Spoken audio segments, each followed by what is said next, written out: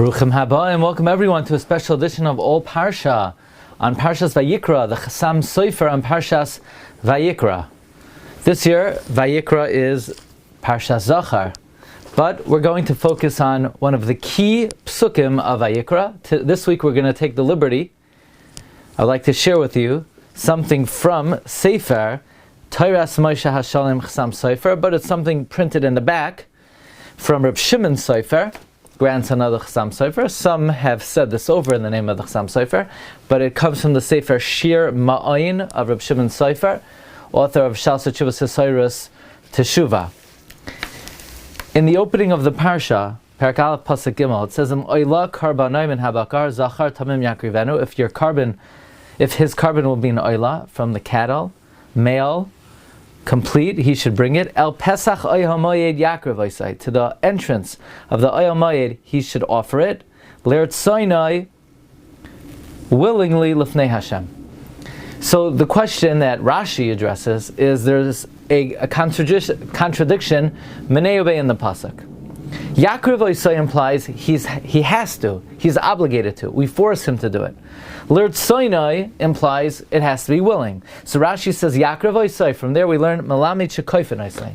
From here we learn we force him. Says Rashi Yachabal Karcha. I would think he does it against his will. Tamad Loimer L'Eretz Sinai, willingly. So what is it? Is it coerced or is it willingly? HaKetzad. How do you have such a situation?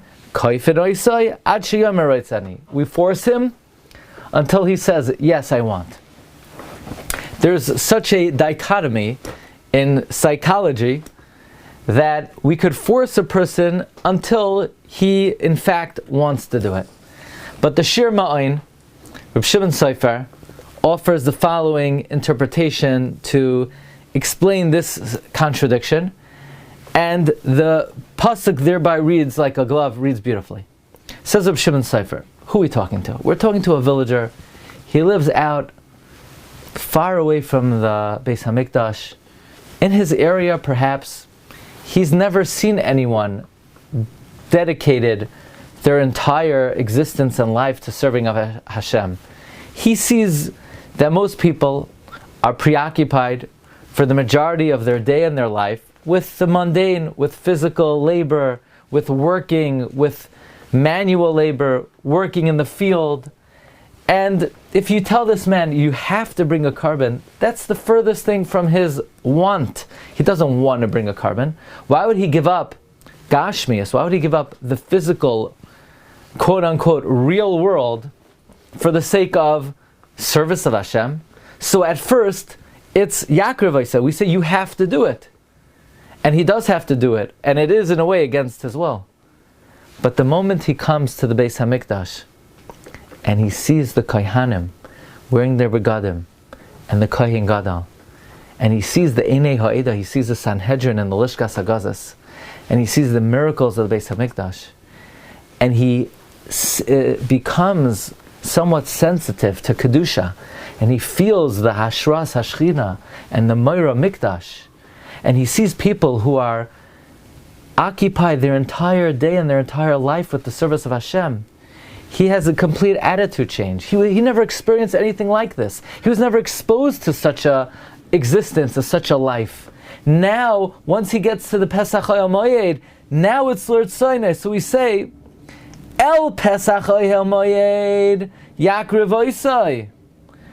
Until he gets to the Pesach Oyel Moed, it's Yakriv Oisai, it's against his will. You know when it's L'Eretz Sinai, you know when he does it willingly. Lifnei Hashem. As soon as he comes before Hashem, as soon as he experiences the Kedusha, it's almost tangible. He sees Kohanim ba'avoidasam. He sees the Einei Ha'eda, the Sanhedrin. He feels the Moira Mikdash. El Pesach Oyel Moed, until the entrance of Moed, Yakriv Oisai, it's against his will. But L'Eretz Sinai, you know when it's willingly. Lifnei Hashem, when he's in the presence of Hashem. This is the amazing interpretation of the Shir Ma'ayin of Shimon Sofer. To me, this is very similar to a thought of the Panovich Rav on the well-known account in the Medrash. The Medrash tells us about a Jewish trader named Yosef Meshita, The Medrash is found on Parshas Vayishlach. The Medrash in Bereshis Rabbah tells us the story of Yosef Meshita. And the Medrash tells us in Parshas Samach He Ois Chaf Beis that the Romans were primed to destroy the Beis Hamikdash and to defile it, and they wanted a Jew to go in first, so they sent in the traitor Yosef Meshita, and he went in and they told him, whatever you take, it's yours. And he had good taste. He took the menorah, and he comes out and they said, nah, that's one thing, that's too prestigious for a commoner. Go in one more time, and what you took is for the governor. So he said, maybe not. He said, what do you mean maybe not? You could have whatever you want, just not the menorah. He said, no, I'm not going. He said, what do you mean you're not going? You went in once already. Go in a second time. And they offered him to forego his taxes for many years. They offered to give him tax money. And he said, isn't it enough? I angered my Creator once. I'm not going to do it again. And they tortured him. And he cried out, Oy li, that I angered my Creator. And he died b'tshuva shlema. Asked the Panovich Rav, what changed? Why did he have this attitude shift? At first he was willing to defile the holiest spot on earth, and then he changed his mind. He was willing to give up his life al Kiddush Hashem. What changed? What changed? What changed is he went into the Beis Hamikdash. The Beis Hamikdash changed his life forever. The Rabbi Yonasan Eibeshitz writes that merely standing in the Beis Hamikdash, the reason why one would go into the Beis Hamikdash barefoot is standing on the Ritzpah would infuse a person with Chachmas HaTorah. What changed for Yosef Meshita is entering the Beis Hamikdash. So too says Reb Shimon Sofer in the Shir Ma'oin, published in the back of Torah's Moshe Chasam Sofer HaShalom. Says the Shir Ma'oin, we tell this commoner, Yakr el Pesach Oyel Moed, until you get to Oyel Moed, Yakr voice, it will be against your will, but the moment it will be Lifnei Hashem, it will be L'rtsoinoi Lifnei Hashem, you'll do it willingly. This is the great insight of the Chasam Sofer, and this is a great insight in life in general, because sometimes a person doesn't feel like they're in the mood of davening, learning. Yeah, when a person sometimes is at home or in the comforts and the confines of their own Dalet Amos, just go to shul, go to the Beis HaMedrash, go to the Beis HaKnesses.